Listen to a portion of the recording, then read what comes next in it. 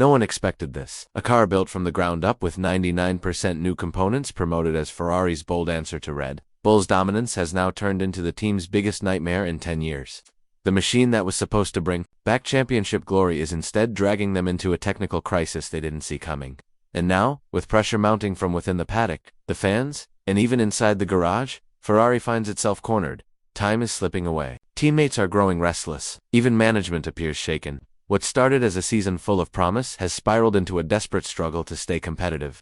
To make matters worse, questions about trust and leadership are beginning to surface. Faced with all this, Ferrari took a drastic step. They handed over full control of the SF-25's suspension project to Loc Serra, one of their top technical minds.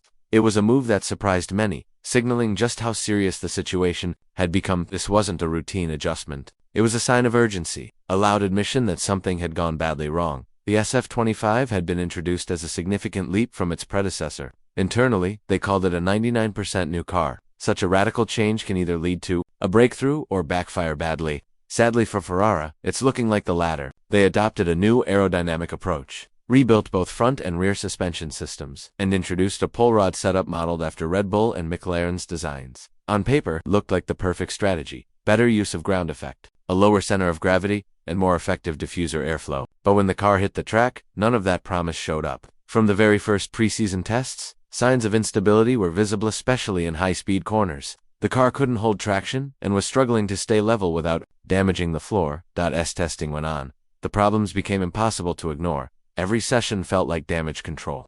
Engineers scrambled to adjust settings, only to run into the same wall. The SF-25 just wouldn't behave. The biggest red flag, its inability to keep a stable ride height without scraping the floor. And in Formula 1, that's a critical flaw. The car's wooden skid blocks positioned underneath to prevent illegal ride heights were wearing down at an alarming rate.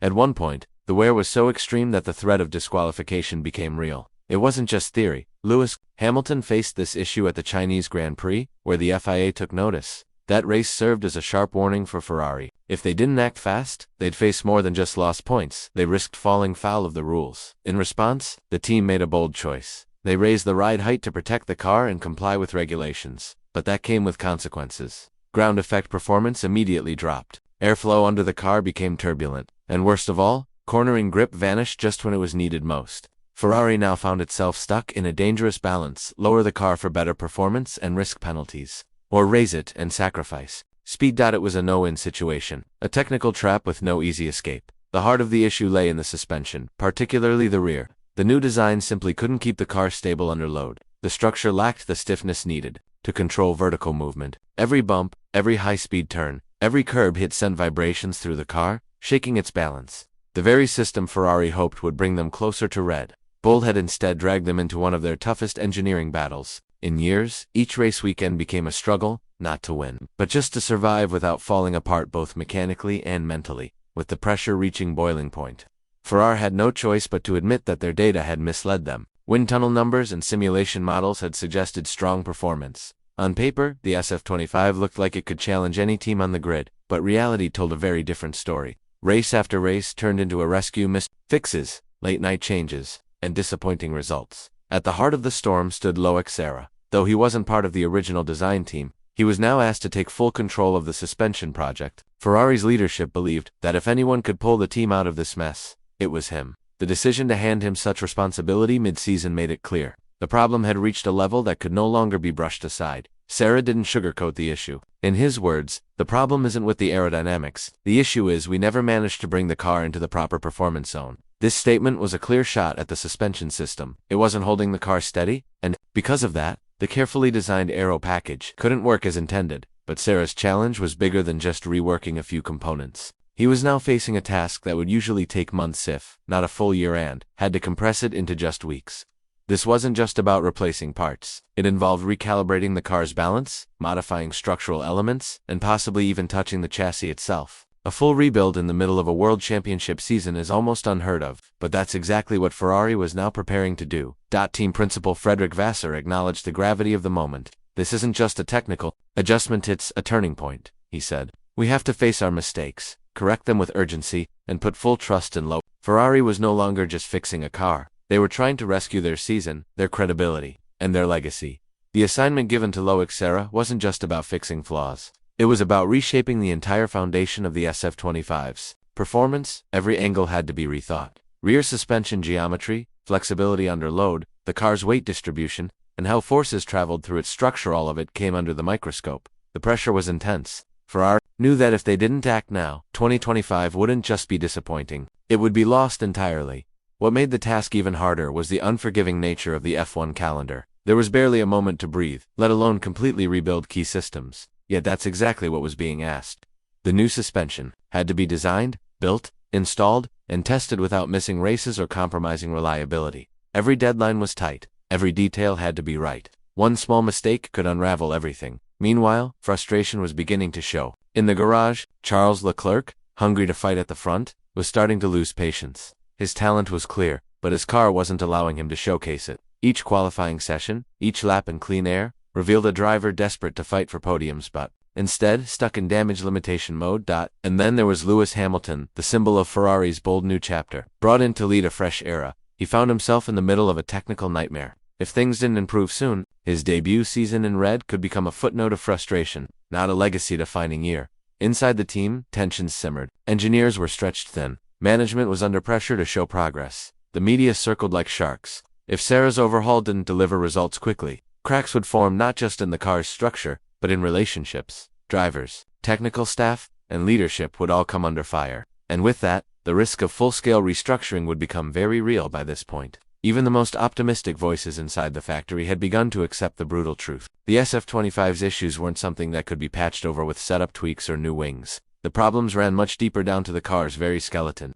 Temporary fixes might buy time, but they couldn't hide the fact that the suspension lacked the rigidity needed to keep the car stable and responsive.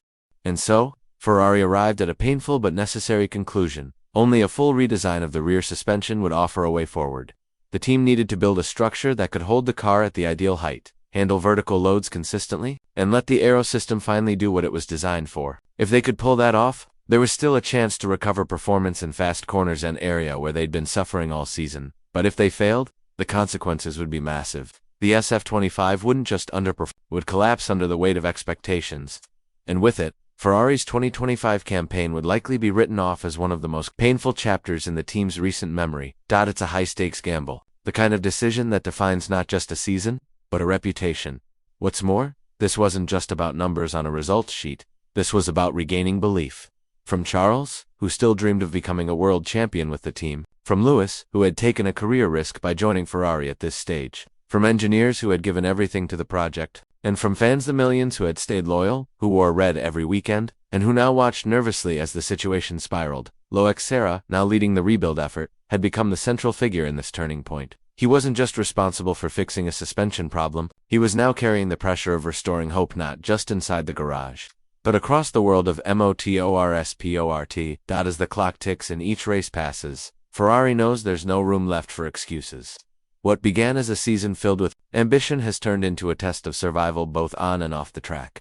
The SF-25, once hailed as a 99% brand new contender, has exposed the cracks within Ferrari's design, philosophy, and internal processes. But now, everything rests on the final card being played, the redesigned suspension system under Loc Serra's leadership. He isn't just leading a technical upgrade, he's spearheading a last-ditch effort to rewrite the team's story before it becomes a tale of regret. The stakes couldn't be higher. If this new solution restores balance and consistency, it might still be possible for Ferrari to salvage their championship hopes. The car could finally behave as intended at high speeds, responsive under braking, and consistent through corners. But if it doesn't work, the damage won't just be mechanical. The team's credibility will take a serious hit. Leclerc's confidence in the project might waver.